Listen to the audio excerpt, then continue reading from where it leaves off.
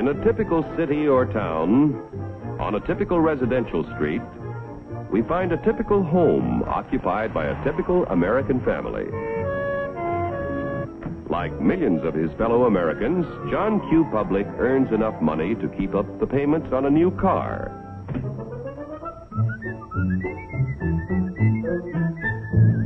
He takes great pride in owning a fine, new, long-term mortgaged home that was built to last a lifetime.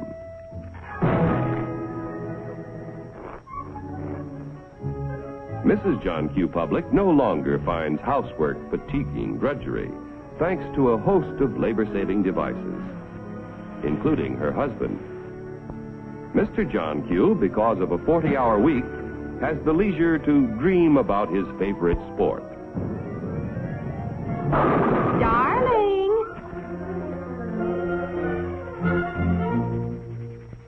Oftentimes, in a secluded corner of his private den, John Q. reflects on some of the better things he has done with his life. Insurance to protect his family if he is called before his time. Money in a savings account for emergencies, for summer vacations, and to help put John Q. Jr. through college.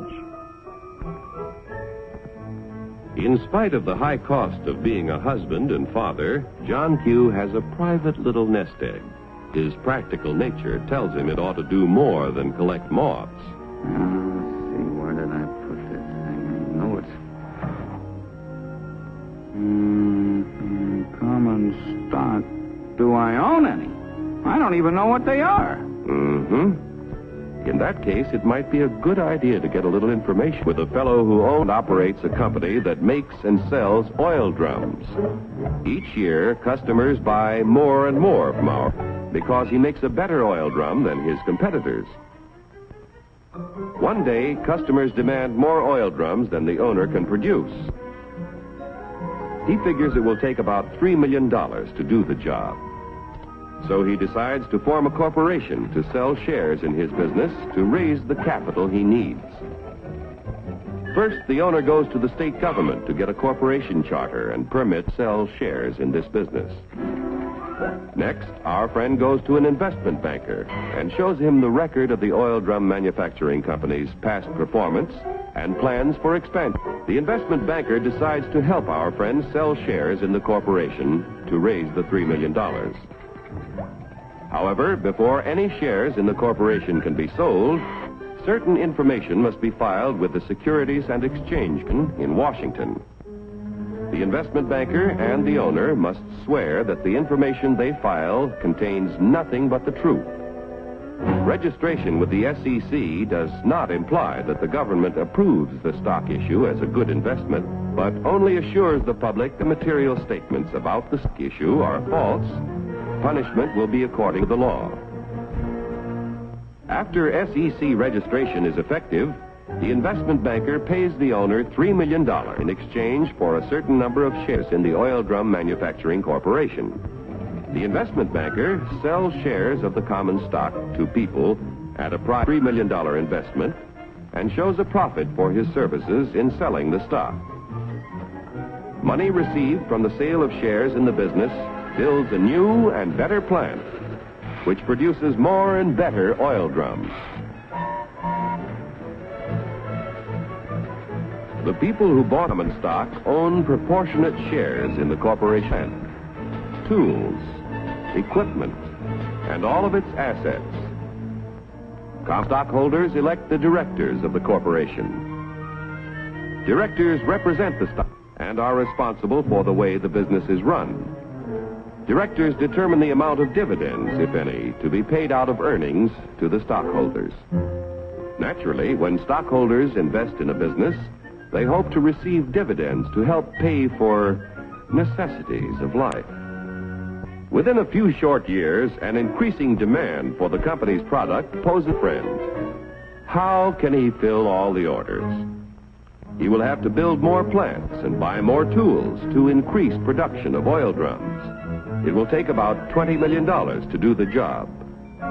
One way to get this additional capital is to sell more stock to many more people.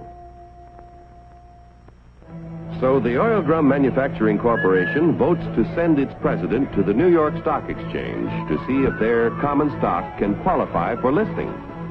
The corporation wants to list its securities on the exchange so that the additional stock they need to sell will be more attractive to investors all over the nation. Securities listed on the New York Stock Exchange can be sold for cash any time in this national marketplace. Each year, inquire about listing their securities, but only those which can pass a thorough examination as to their financial health are accepted. Calling the president of the Oil Drum Manufacturing Corporation. Calling the president of the Oil Drum Manufacturing Corporation. Report to Examination Room B. Attention all members of the Stock List Department. Report to Examination Room B. The Stock List Department examines the qualifications of corporations to be listed on the New York Stock Exchange. The corporation must have substantial assets in plants, tools, equipment, and cash. There must be a broad distribution of its shares among a large number of stockholders. The corporation must show successful management and sales records and annual net earnings at the time of listing of at least $1 million.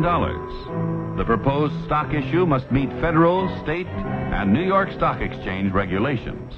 The corporation must agree to report to its stockholders at frequent intervals. If the examination by the Stock List Department indicates the corporation meets minimum requirements of the exchange at the time of the examination, the corporation's application for listing is recommended. The Board of Governors of the New York Stock Exchange finally approves the application and sees that it is made public. Extra, extra, read all about it. Now that the Oil Drum Manufacturing Corporation's stock is listed, its name is abbreviated for use on the ticker tape. Each time ODM stock or any other stock listed on the exchange is bought or sold, the ticker tape flashes all over the nation the price and number of shares traded. A buyer in Colorado wants to purchase some ODM stock. The buyer's broker in Colorado sees that the last ODM transaction was at $10 a share. The buyer could buy from 1 to 99 shares, which would be known as an odd lot. But a Colorado friend decides to invest in 100 shares, known as a round lot. The Colorado broker wires the order to his New York office. The buy order is telephoned to the floor of the New York Stock Exchange. It is given to the firm's floor partner, who becomes the representative of the buyer in Colorado. The floor partner goes to the post where ODM stock is traded. The representative of the buyer in Colorado bids $10 a share for 100 shares. But at the moment, there is no stock offered for sale at this price. In the meantime, however, in Maine, an ODM stockholder who needs cash decides to sell his 100 shares if he gets $10 a share. The Maine broker wires the sell order to his firm's representative on the floor of the New York Stock Exchange. This firm's floor partner, representing the seller in Maine, offers to sell 100 shares of ODM stock at $10 a share. The price of $10 a share is mutually acceptable, and the transaction is made. Like the cowboy in Colorado and the fisherman in Maine, investors all over the country use the facilities of brokers who are members of the New York Stock Exchange whenever they want to buy or sell stock of companies listed on this national market. Yesterday's savings financed the miraculous growth of our railroads, automobiles, airplanes, farm machinery, communications, electric light and power, textiles, and countless other industries contributing to a more enjoyable life. If a part of our savings continue to flow into industry, American labor, management, and capital can continue to build new tools and plants. Industrial expansion creates jobs for hundreds of thousands of young people who must find employment each year. A growing capacity to produce things which make life better in peacetime can be our greatest protection in time of war. When danger threatens, we can convert industry to produce the things we need to defend ourselves. Common stock investments have helped to make our country prosperous and powerful. Owning a share in American industry is like owning a share in the future of our nation. But remember, John Q., there is a risk as well as an advantage in owning any kind of property.